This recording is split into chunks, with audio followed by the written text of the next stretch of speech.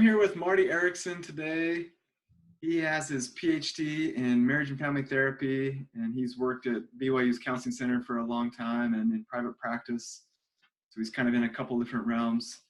And so I'm really excited to learn more about his approach to working with sexuality with people one-on-one, but also with couples. He does a lot of work with relationships and marriage therapy. So Marty, why don't you just start us out by telling us a bit about your background, how you generally approach sexuality with individuals, but also kind of in your work with couples. Yeah, sure. So I did both a master's and a PhD in marriage and family therapy. But throughout my training in graduate school, I ended up doing a lot of individual work with the placements I was at and just the training that I did. And so I've always been interested in working with couples, with families, with relationships, and with individuals. And throughout my whole career, I've been a therapist about 22 years. I've tended to work quite a bit, probably more than half with individuals. And so I do a lot of individual therapy, including sex therapy and sexuality issues and LGBT issues, sexual orientation issues of any kind. But I also do quite a bit of work with couples and with sex therapy with couples. I attend a lot of CE trainings and do a lot of reading and such in terms of sex therapy, but I'm not ASECT trained. I do hope to do that. I thought I would have done that by this time in my career, but maybe eventually I'll do the formal ASECT training. But I try to stay up on all kind of the latest developments in healthy human sexuality. And then since I work part-time at BYU, I've run a premarital workshop at BYU out of CAPS at BYU for about eight years now. Wow. We run that 2 to 3 times a year, and it's a 10-week program, and 2 to 3 of the hours are on sexuality. The rest is all on communication and healthy marriage and values and Gottman ideas and emotionally focused therapy for couple ideas, attachment ideas, and differentiation of self stuff. And that's been really fun. I really enjoy running that. And I've learned a ton because my degrees are in marriage and family therapy, not a lot in family science. And so some of the family science literature, just the wealth of literature on couples, marriages, families, communication, all of that, I've learned a lot actually through the premarital workshop because I update that each year. Oh, wonderful. But in my work with individuals, I do a lot of work around pornography issues, problematic or out of control sexual behavior, especially in terms of pornography. I work with couples or around pornography issues, typically when the guy is struggling with pornography issues, sometimes other sexual behavior issues. I also work with couples around just healthy sexuality, sexual dysfunction, just psychoeducation. And then I run a sexual concerns group, we call it, at BYU CAPS, that is an ACT-based group that, of course, you're very well familiar with, Cameron, since that's your research. And I've been doing that for I've been doing that for 10 years. I applied to BYU originally. One of the purposes was to be a part of those sexual concerns groups. I knew a couple of the therapists running them who developed them, Michael Buxton especially, and Rick Moody. And so one of my interests in working at BYU was to help with those groups, which has been really fun. Yeah, they're fantastic. That was my first real experience using acceptance and commitment therapy in a group context, but also applied to sexual concerns. And those were tremendous groups. I absolutely cared for and loved those individuals in those groups. And that was the first time I realized, like, wow, ACT is really effective for compulsive behaviors, because you could see kind of light bulbs turn on for a lot of people when they had tried so many different things. And this seemed to work really well for a lot of people. Yeah, it was fun because I came to BYU. They had been doing those groups for about 10 years. And so it was still kind of new and fresh. And there was a big call for those groups at the time. Hmm. And let's see, Kirk Dewar and Mike Buxton and Rick Moody and Jane Lawson were all running those groups. And so I got trained by all of them on running those groups. That's wonderful. So, I mean, you've got such a wide range of experience. I don't know where to start, but maybe I'll take this opportunity to hear your thoughts on, what have you noticed as far as trends or changes over the last 20 years as you've worked in this area? Yeah, that's great. When I was doing my master's in marriage and family therapy, I was in Indiana, Illinois area, and I worked for LDS Social Services. It was called then, LDS Family Services now. And I was known in LDS Family Services as a marriage and family therapist, and bishops and any referring people just assumed that I worked with couples. And I talked with a bishop. I'd been working for LDS Social Services about, maybe 6 months. And I talked with the bishop, and he said, do you ever work with like internet pornography problems? Because it was new at this time. This is literally 1996, 97. And I said, yes, I do work with those issues. He said, oh, okay, we didn't know we could refer to you. We thought you only worked with couples. Yeah. And so he was talking about individuals and stuff. And so I started working with individuals and couples around pornography issues at that time. And I had no idea what I was doing. I had no sense of it whatsoever.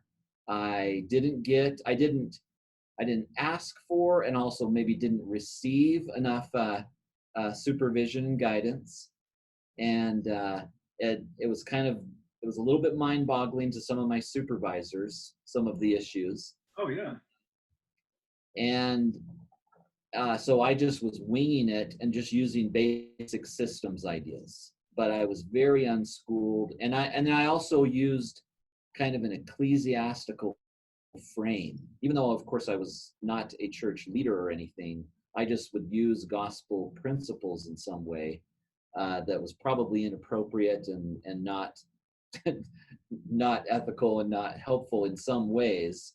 But I was trying to make the best of a difficult situation.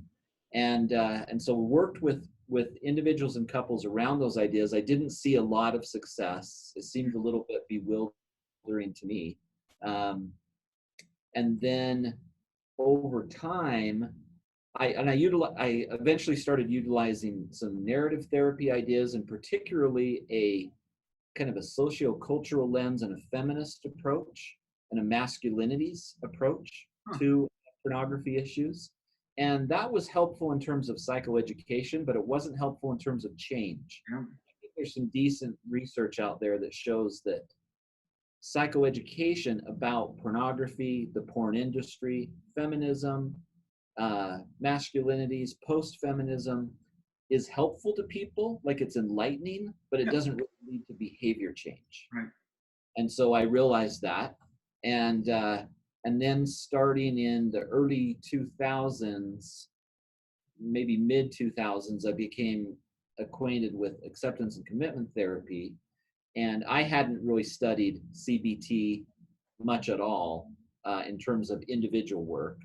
And so CBT and ACT were all kind of new to me in some ways. And so I started learning about the ideas and then got associated with Mike Buxton and others at BYU and started utilizing ACT. And I found that way more helpful in terms of pornography problems.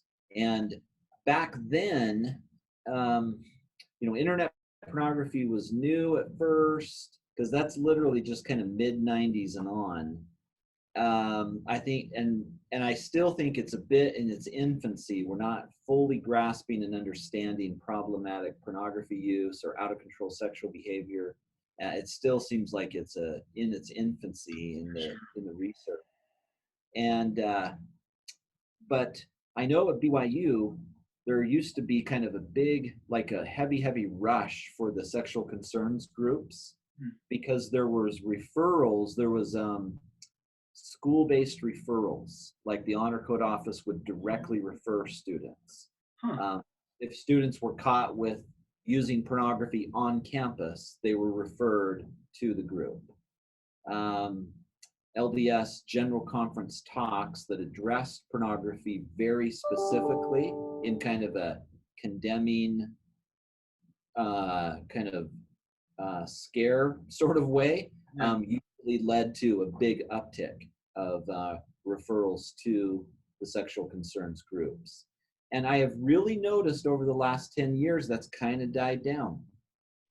You know, there used to be kind of the sense among LDS folks that stay away, get away from pornography, don't ever let it into your life,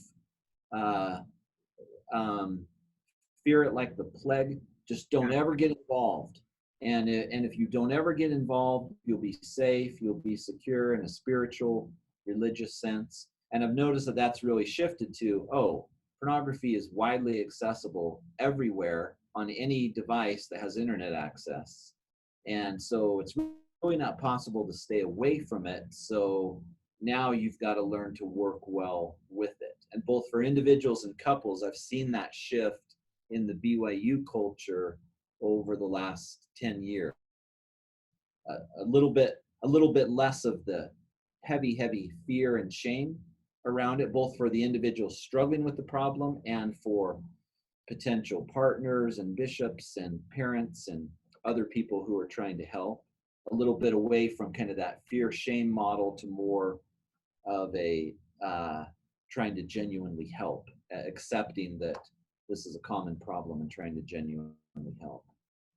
Well, that sounds really encouraging that you've seen that shift. And Yeah. it's amazing to hear because I came onto the scene later than you, but you were a pioneer where it's like, hey, here's a new phenomenon. We got to figure out how to help. And you were really just using the techniques that you knew and the resources that were available.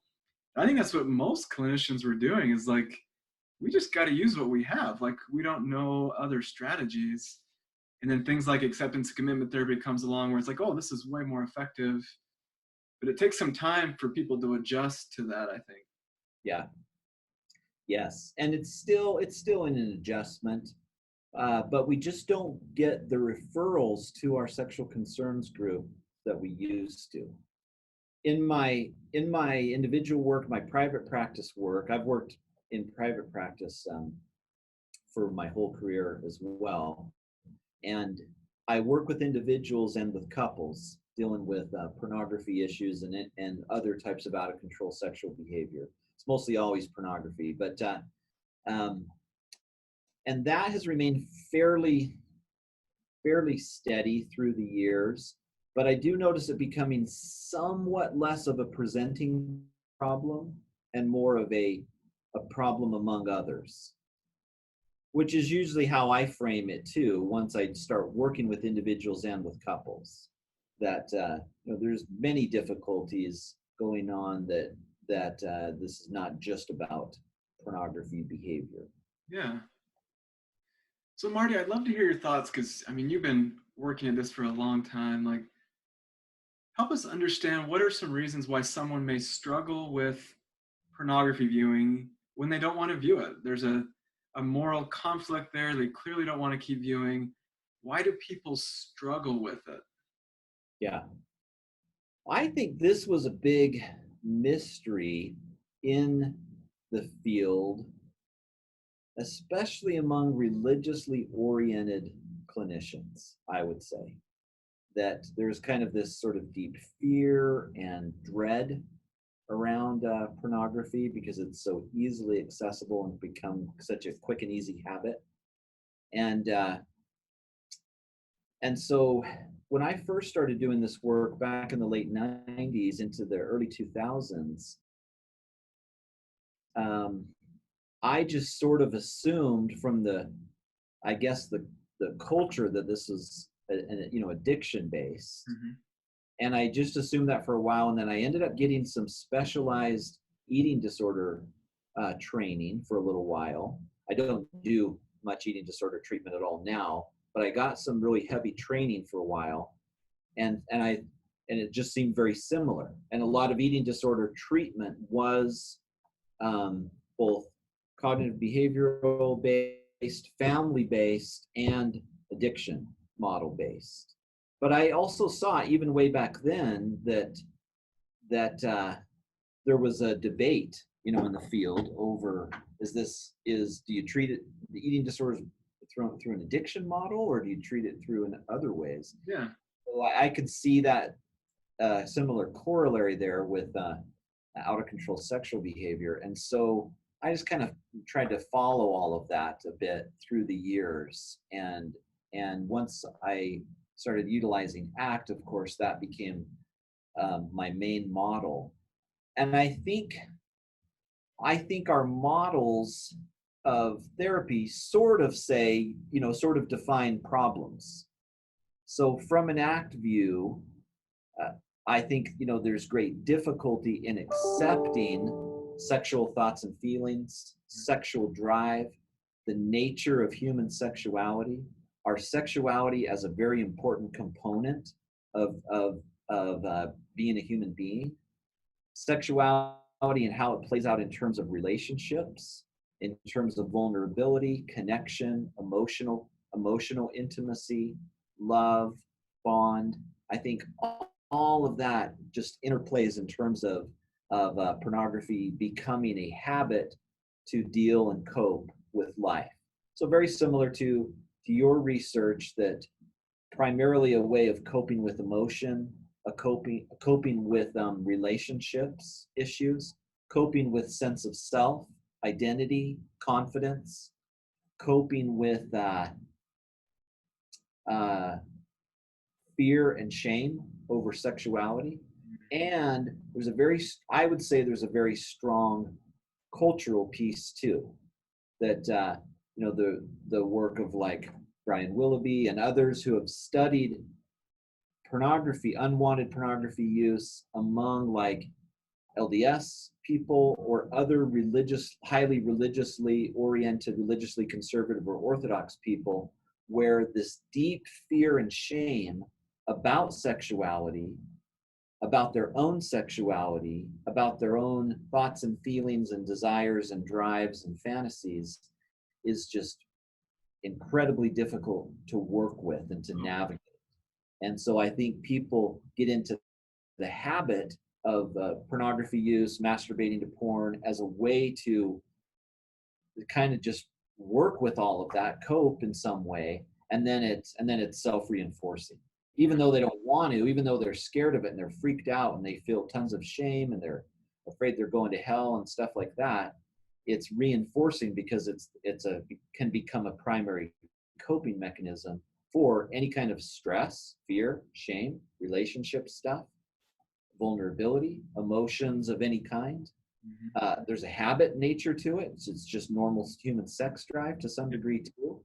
And so in that sense, I think it can just easily, very, very easily perpetuate.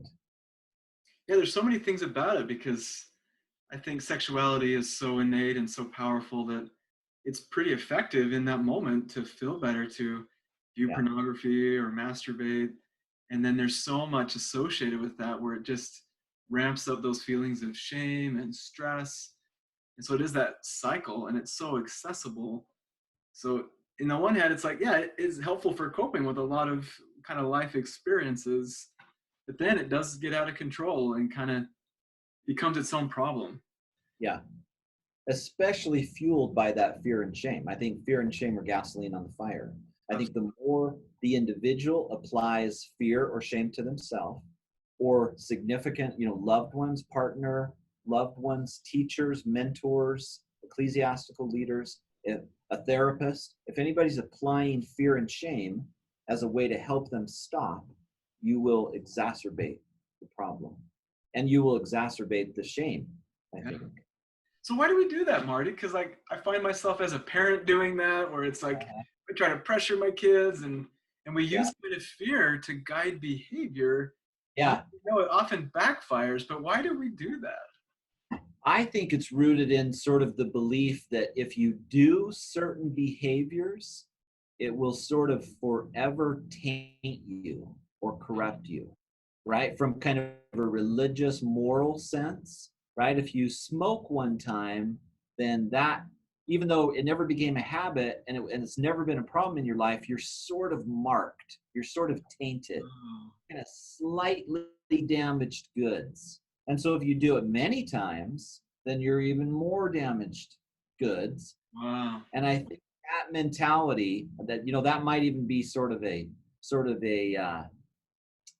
a pretty deep religious American, maybe Christian sense Yeah.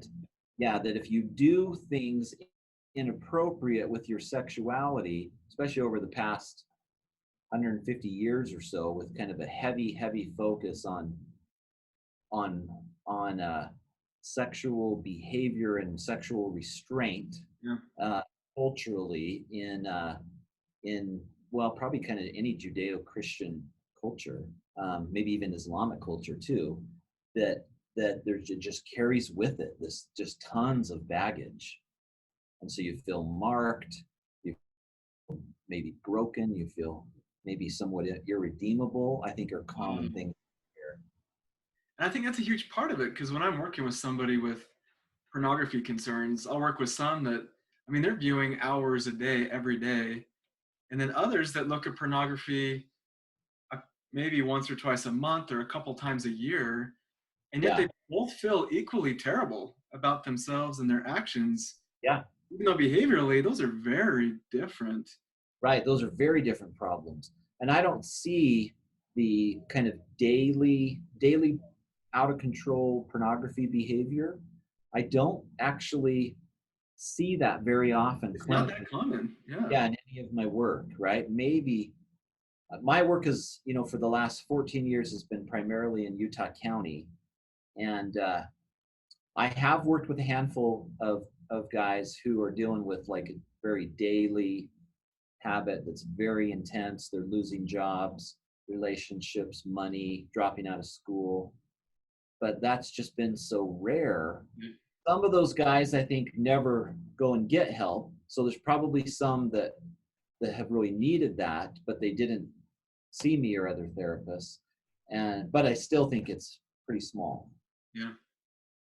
Yeah. So most of it is more, yeah, a couple times a week, a couple times a month type behavior. And among LDS guys, who are real religiously oriented and really, highly value their religion, their faith, I think it's very disturbing for them often.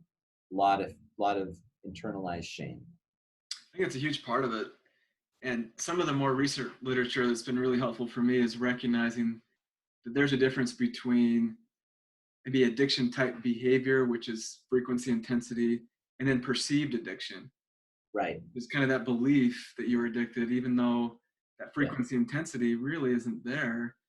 But that belief that you're addicted often comes from that really high standard where, I can't be involved at all. And if I have seen sexual images, it's that permanent mark, like you said. And that just kind of fear and pressure just seems to perpetuate that need to self-soothe yourself. Yeah. Yep. Yeah. So that's why I think ACT ideas are super helpful. Through the years, I've worked a lot with couples too, and the couple dynamic is different. I do ACT work with the guy.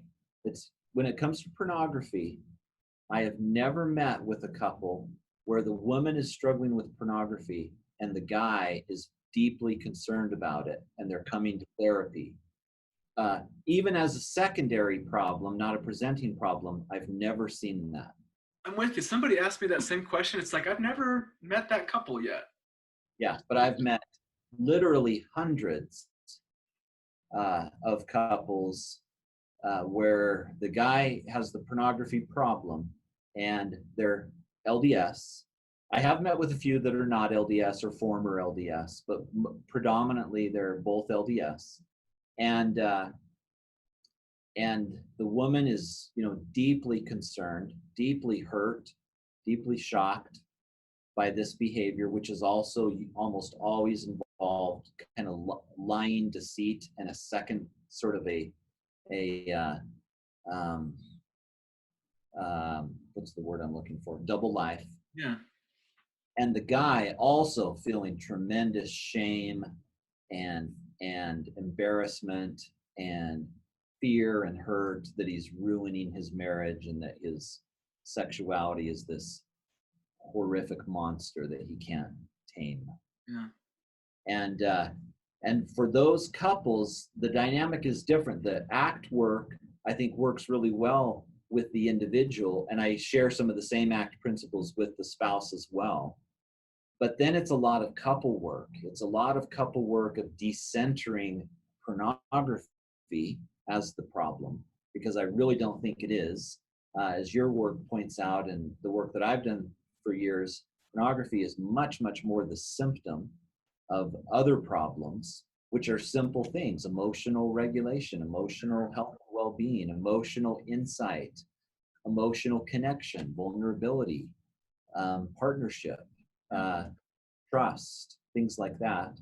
And so then we really work on those couple issues, systemic issues, emotional issues, and some differentiation of self issues around sexuality, especially, to help the couple kind of grow and develop and not have the problem be this horrible, horrific, untamable monster that's in the guy, but more so stuff about the relationship, his poor coping, which almost always, probably 99% of the time, predates him ever even knowing her. Absolutely. And so he's got this way of coping that doesn't work well, hoping against hope that he won't do that in marriage, but then eventually does, or in their dating or engagement. And then so really it's a lot of unpacking and psychoeducation that I feel like is necessary with couples, especially around just human sexuality, and the acceptance piece around human sexuality, I think is really big. And then couples who are really willing to work with each other and really connect, I see they have some great success with this. Even if the guy continues to have some struggles with pornography use, the fear and shame and kind of loathing around the problem can really lift in some profound ways with couples. But that is usually not easy work. That is usually long-term, fairly intensive work. Yeah, I appreciate how you talk about that, because I found the similar thing where if we can shift the focus from pornography is not the problem, that was a coping strategy, then it now opens the door to all the relationship things that you can work on, from communication patterns to attachment to emotions to connection to your own sexuality. It's like, that's where all the work is. Those are the maintaining factors. And I think we get so focused on, we got to eliminate pornography, where it's like, well, if we set that down for a minute, like there's so much fruitful work that can be done. For sure. I've seen relationships become so much stronger after the fact, working through that. Yes, right. And for me, it's that educational piece. It's systemic, relational, dynamic factors, emotion, connection, emotional intimacy, attachment issues, differentiation issues, and cultural issues in terms of, I use a feminist cultural narrative therapy approach oftentimes in various ways with couples around this, in terms of helping break down socio-cultural messages, assumptions, lack of understanding, understanding it more in terms of power dynamics and more in terms of the influence of cultural discourse on our thinking and our worldviews, and just trying to help unpack that so that they have more freedom to choose how to really approach this problem and how to approach their relationship with each other. So it's way more complex than someone's viewing sexual images. Right. There's a lot more to the story that takes a lot of time sorting through all those layers. Right. Right. And we're making the assumption that I often make too in my therapy work. of just using the word pornography, right? So as you just said, sexual images, I'm reminded, of course, right, we need to break down even what they're talking about. Yeah. What do they mean by pornography? What does that mean? I don't know that there's a really good working definition out there. Yeah. So erotic imagery, it's sexual imagery. Sometimes it's erotic, sexualized, textual media. Sometimes people have fetishes or kinks that may be a part of it in some way too, although that hasn't been common in my work with guys struggling with pornography. But sometimes we're not unpacking exactly what are they viewing. Yep. Is it nudity and sex acts, or is it something else, that's kind of unique? And sometimes it's important to unpack that, because that might be symbolic of what they're trying to get out of the whole experience. Absolutely. And I think one thing I've noticed when I work with folks is they want to move past their pornography concerns as fast as they absolutely can. And what I found to be helpful is we actually got to slow down and take the time to understand what are some of the reasons why you view and what you view. Like that could be really meaningful. And when you use the word pornography, how are you using that? And so it is like the way to get past this quicker is actually to slow it down and understand it better. Right. I think, unfortunately, Cameron, the assumption is for both the man and the woman, or an individual man, is I should never do this. There's no scenario where I should ever want and do this. Yeah. So let's get past it as quick as possible, because this should never, ever, ever be happening. Yeah. And I'm just confused and bewildered why it's happening. Yeah. But there isn't an assumption of maybe I'm doing this for some important reasons. Exactly. I appreciated in your interview, the Mormon marriages interview, that sometimes, for some guys, this is maybe their only way to cope. There's better ways, but they don't know them. They didn't understand that. They're pretty locked in, and they don't know how to deal with all of this. And so it's sort of helped them in a sense, through hard times, even though there were better ways perhaps. Yeah.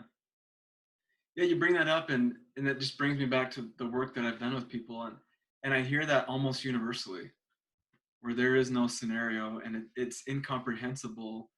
And yet as we slow down for a minute, like within a 5-10 minute conversation, we can start to identify there are some reasons why you keep returning to pornography as a coping strategy. Yeah. And sometimes understanding that and honoring that this may not be how you want to address your connection needs or manage your stress, but this has been there for you at times in your life. If we can honor that coping strategy, maybe we can retire it and move on to some better ones. But as long as we keep fighting it and resisting it, it seems to give it more shelf life. I just think that's very wise. I think that's just a great approach. And I would say too, a lot of my work is helping couples slow down and work with this. And sometimes it's unpleasant for them, right? Yeah. Both the woman and maybe the man, they don't want to entertain the thought that there's something else going on other than just bad behavior. Yeah. And so helping them move into that space can be difficult. Absolutely. Yeah, I think it can be scary. And I think there is some comfort that calling this behavior an addiction, it seems to simplify it and take away some of that responsibility where maybe I'm not choosing an awful thing, or maybe there's not something else going on. It's just an addiction. It almost packages it nicely, but sometimes that word doesn't tend to lend itself towards therapy options or changes or enhancements, but it does seem to provide a level of comfort that we can put a label on it, because it's scary to entertain the thought that there might be more work I have to do, and maybe I have to sit with some uncomfortable emotions. And I've spent a lifetime practicing not feeling these things that I don't want, and now you're asking me to do that. Sometimes it seems a little easier, simpler to call it an addiction. Yeah. Yep. Yeah. And I personally haven't found, I think 12-step ideas are quite profound, and there's some beautiful things there. I've seen how it has been tremendously helpful for people, all walks of life, drug and alcohol issues and other issues. So I'm not against 12-step ideas, but I don't see it very helpful at all with the typical client that I work with. I think a 12-step program, whether it's Sexaholics Anonymous or the LDS ARP programs, I think are just often the wrong treatment. Hmm. They're not bad, they're just the wrong treatment. There's other treatment protocols that are much more efficacious, much more, will connect much more with the person and be much more influential. And so that's what I found with ACT ideas, both in group therapy and in individual therapy, tend to be better. Now, not always. Some guys love ARP stuff, and it's been super helpful for them. And so I don't know, I don't know what is best, but in general, I've found an ACT approach is much more helpful. Yeah, that's been my experience too, where there is so many individual differences that some people could really benefit well from an addiction approach and that support, and others get a lot of benefit from ACT. But yeah, my experience generally, ACT has been really helpful for a lot of people, but not for everybody. There's not a one-size-fits-all approach to this. Right. Due to that, in our sexual concerns groups, they're ACT-based group therapy. There's therapists present, usually one or two therapists present in the group. So we very specifically don't allow 12-step lingo or a 12-step frame in the group. But I'm really clear, it's not because they're not good ideas. They're great. They're great ideas when used appropriately. It's just that's not what we utilize for the group. Yeah, it's just a really different model. Yeah. And so we don't, and especially because there's a lot of lingo with 12-step that has entered the cultural lexicon, we've got to break down. When somebody says, I had a slip up, I relapsed, I've been sober for 12 days, I think I'm kind of codependent, stuff like that, we want to break down, what does that mean? Yeah. And just the word addiction. What do you mean? What would you like me to understand about your use of the word addiction or relapse or slip up? So now you're getting into some of the ACT approaches.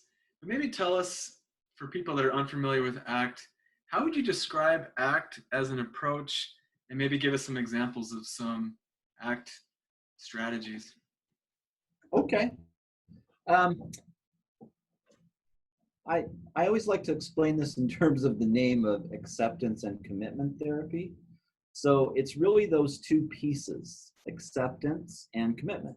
So acceptance is all about accepting and embracing what is in a mindfulness frame, in a mindfulness for psychology of healthy living frame of just embracing and accepting that I have thoughts that go through my mind all day.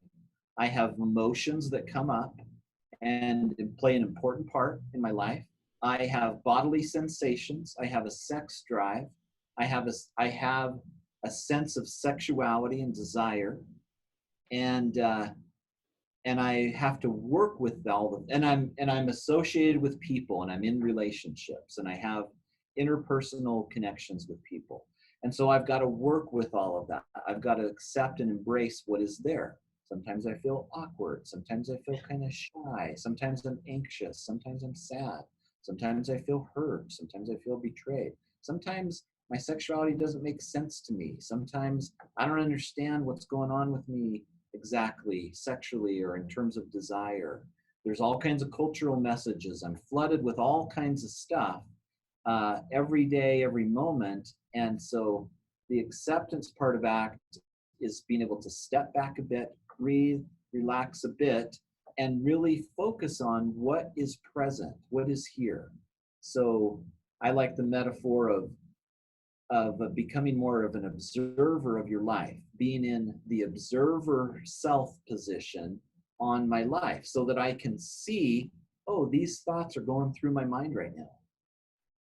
These emotions, I can feel these emotions right now, and I can describe them, and I can sit with them and kind of try to explain them to another person. I have this sexual desire or drive or fantasy or just feelings that just kind of pulse through me to some degree. And I can be an observer, like in a movie theater, see all that on the screen and be in the observing self and watch that so that I can understand it, make sense of it, accept that it's present, be curious about it all, be interested in what's there, and be much less harsh or judgmental toward those things or toward myself so that I can work with it better. And so that acceptance part, I think, is really big. And so I do a lot of work with individuals and with couples and with groups around various ways to accept all of this and just be present with it all. And then the second part of it is the commitment part of acceptance commitment therapy, which is all about identifying values, identifying what's meaningful, special, important, that gives me direction, gives me something to commit to, something to focus my life toward, and that is meaningful and special to me, not that is a should that my culture is telling me I must do to be a good person or a worthy person, but what I feel in my own heart committed to, and then committing to a life where I'm trying to live those values. I'll make mistakes. I'll have times where I get stuck, but I can always kind of come back to this acceptance and values commitment frame that can be really helpful. And I think that can be very helpful in terms of sexuality, right? So for pornography, it's all about acceptance and commitment around our own sexuality and sexualized media and sexual messages in the culture and stuff, and relationship issues around sexuality. And so it's just working with all of that in this acceptance commitment frame. That's wonderful. I've seen that to be so meaningful. Instead of fighting sexual urges and desire, creating space to allow them to be. And that really does, where we can have more energy to then pursue the values that we really want in our life and to have more choice over our behaviors. And so ACT just really provides this elegant framework to guide people through that shift. And it is a shift. Instead of fighting with part of yourself, it can be there and be okay. And now you can start building the life that you want. And that can occur a lot sooner than we think. Because some people feel like, oh, I've got the struggle, it's going to be lifelong. And it's like, no, instead of battling something for the rest of your life, we could focus on building the life that you want from here on out.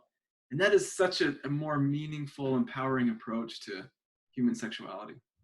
Right, I agree.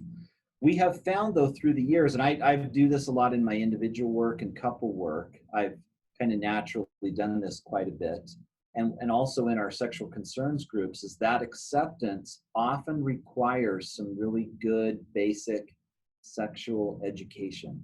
Yeah. I just don't know how to work with individuals or couples or a group without some good sex ed. Yep. And unfortunately, the United States does not, most states do not provide good sexual education.